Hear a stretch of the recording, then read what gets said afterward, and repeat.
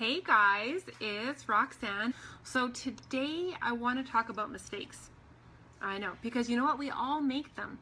But there is something within us sometimes that can cause us a little bit of headache and a little bit of heartache. So let me share to begin with is like I was raised with a dad that actually encouraged us to make mistakes. I know it seems kind of crazy, but my dad encouraged my brother and my sister and I to make mistakes because he says mistakes are life lessons. They are just life's lessons. So on this morning's, my morning affirmation, I said, I never lose, I either win or I learn.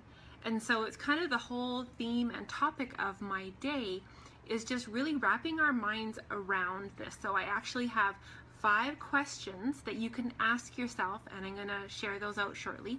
And I also have 2 tips to really help you move past this, because I truly think that, mistakes are kind of like the bumper lanes in the bowling alley. So when you're bowling your ball and it kind of bounces down there and it keeps on going, think about that. I mean, that's a really fun twist about it. The mistakes are meant to guide us within our life. They're not meant to define us, they're meant to guide. And we're not supposed to stick on them very long, if you think about that. Kind of like a fly on fly paper. We're not meant to stay there. We're not meant to dwell. We're not meant to mope and be really upset. We are, meant to look in and do some reflection, learn something from this, and then be able to do better and move forward, in not too long of a wait. Don't wait too long to do that. So first of all, I'm going to give you 2 questions to ask yourself to help move forward from your mistakes quickly. First of all, ask yourself this question: what would my future self tell me? So, I think that's a really deep one. What would my future self tell me about this moment? Tell me about this lesson, and tell me kind of what to do next. So, that's tip number 1.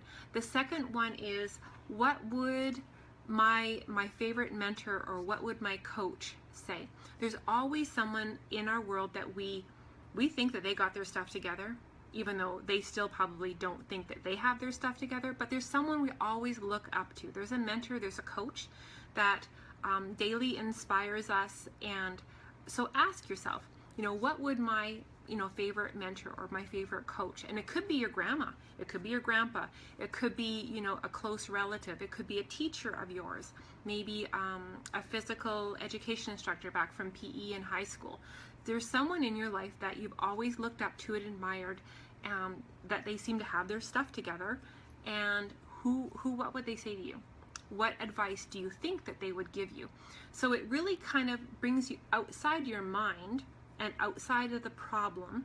It takes your feeling of the ego within you, that heart-wrenching, gut-wrenching feeling that you have about your struggle or your failure that truly is just a lesson, takes you out of that place and allows you to dissect it in a little bit less of a painful way. Because, failure's not the end. It's an opportunity to learn. So, but like I shared, when you're involved in high school or you're involved in sports, there's a stigma to losing. There's a bit of a heart-wrenching, gut-wrenching, and we begin to have that feeling of being a failure or a loser, or someone who is a success. And it's through that societal behaviors.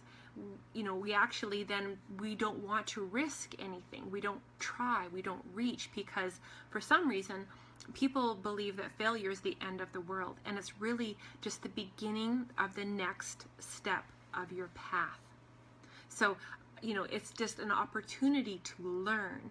So I want to share those last 5 questions. I don't want to keep this too long.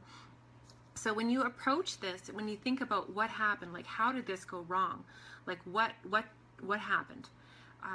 If you ask yourself that question, that's when your learning begins. So you can ask your question, how did I approach this? How did I really come into this? How prepared was I, is the question number 2. was, question number 3 would be, how were things within my control, or were there some things outside of my control that I didn't have ultimate control of? And the 5th thing was, is if things were, within my control, was there something I could have done differently? That would have produced that little bit of a different outcome that we were seeking. So, success can blind us from learning, and struggling and failing can also blind us from learning. So there's that yin yang. So for us as entrepreneurs, we just always have to remember we're constantly reassessing our path and evaluation. And, that's just so important, because, struggling and banging our head against the wall can be painful.